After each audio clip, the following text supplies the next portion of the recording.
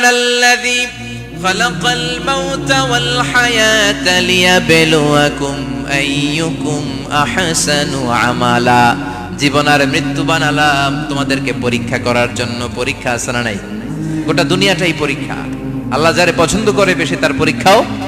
আশাদ্দুন নাসি বালাআন আল আম্বিয়া। এই পৃথিবীতে আল্লাহ সবচেয়ে বেশি বালা মুসিবত দিয়ে পরীক্ষা করেছেন নবীদের, কারণ নবীরা আল্লাহর কাছে কম প্রিয় না বেশি প্রিয়? যেহেতু প্রিয় বেশি, পরীক্ষা। এজন্য মুমিনের উপর যদি পরীক্ষা আসে, মুমিনের উপর যদি অত্যাচার আসে, মুমিনের উপর যদি ধৈর্যের পরীক্ষা আসে, জেল জরিমানা আসে, মুমিন ওইটারে ভয় পায় না। মুমিন ভয় পায় একজনকে। চিল্লায় বলেন তিনি কে? কারণ আল্লাহর ঘোষণা ওয়ালা তাহিনু ওয়ালা তাহজানু। ঘোষণাটা কার? ভয় নাই, তোদের চিন্তা নাই।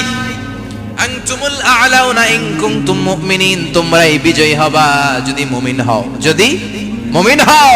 এজন্য ধৈর্যের পরীক্ষা দিতে হবে, আল্লাহর উপর তাওয়াক্কুল করতে হবে, অত্যাচার আর জুলুম আল্লাহর নামে সহ্য করে যেতে হবে। চিল্লায় বলেন ঠিক কি না? কারণ মুসলিমের সাথে আল্লাহ থাকে। মুসলিমের বদদুয়াকে বিশ্বনবী ভয় করতে বলেছেন, কারণ মুসলিমের বদদুয়ার মাঝে আর আল্লাহর মাঝে পর্দা থাকে। যারা দুনিয়ার বুকে জুলুম করে তাদেরকে ক্ষমতার মসনদ থেকে নামিয়ে দেয় কে? আর যারা মজলুম হয়, যাদের রক্ত দিয়ে জমিন ভেজে, তাদেরকে জমিনের ক্ষমতা দিয়ে দেয় কে? আর যারা রক্ত ঝরায়, ইতিহাস বলে তারা শেষ পর্যন্ত প্রাণ আর জান নিয়ে পালাবার জায়গাটা পায় না। চিল্লায় বলেন ঠিক কি না? এজন্য মুমিন খুব ভালো করে জানে, রাত্রি যত গভীর হয়, সুবহে সাদিকের সময় কাছে আসতে থাকে। গর্ভবতী নারীর পেটের জ্বালা যন্ত্রণা, ব্যথার পেইন যত বাড়ে, নতুন মেহমান আগমনের সময় কাছে আসতে থাকে। তেমনি ইসলামের পক্ষের শক্তির উপর যদি অত্যাচার, অনাচার, স্টিম রোলার বেড়ে যায়, এটা প্রমাণ করে ইসলামের বিজয়ের সময় কাছে আসতে শুরু করেছে। চিল্লায় বলো ঠিক কি না? এজন্য রাব্বুল আলামিন ডেকে বলেন, গোলাম লিয়াবলুয়াকুম আইয়ুকুম আহসানু আমালা। কে ভালো আমল করো, কে খারাপ আমল করো, এজন্য আমি জীবন মরণ তৈরি করেছি। চিল্লায় কোন ঠিক কি না? এরপর আল্লাহ বললেন, ওয়ালাকাদ যায়্যানাস সামাআদ দুনিয়া বিমাসাবিহা ওয়া জাআলনাহা রুজুমান লিশ-শায়াতিন। সুবহানাল্লাহ বলেন। ওয়ালাকাদ যায়্যানাস সামাআদ দুনিয়া। মাইকম্যান কোথায়? সাউন্ডটা বাড়াও। এত দুর্বল কেন তোমার সাউন্ড? মনে হচ্ছে আমি মাইক ছাড়া কথা বলছি। সাউন্ডটাকে স্ট্রং করো। ওয়ালাকাদ যায়্যানাস সামাআদ দুনিয়া। I have beautified the closer sky with candles, with light and stars. আল্লাহ বললেন, আমি দুনিয়ার আকাশকে তারা দিয়ে সুশোভিত করেছি। আকাশে তারা আছে না নাই? এগুলো এমনি এমনি হয়েছে না?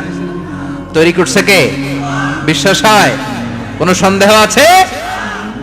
এখন তো লাইটিং ফাইটিং এর যুগে তারার যে কি সৌন্দর্য আমরা বুঝি না।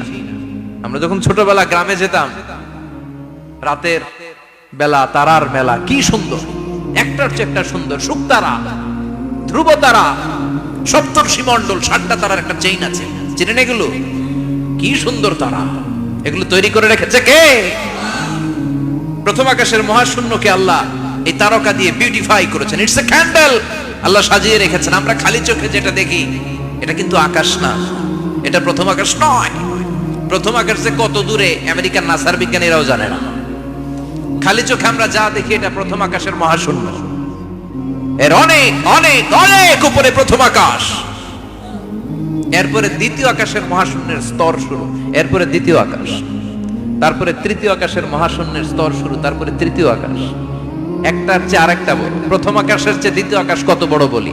আপনার হাতের আংটিটা যদি সাহারা মরুভূমিতে আপনি ছুঁড়ে ফেলে দেন, পুরো মরুভূমির তুলনায় আংটি যত ছোট, আল্লাহর দ্বিতীয় আসমানের তুলনায় আল্লাহর প্রথম আসমানটা ঠিক তত ছোট।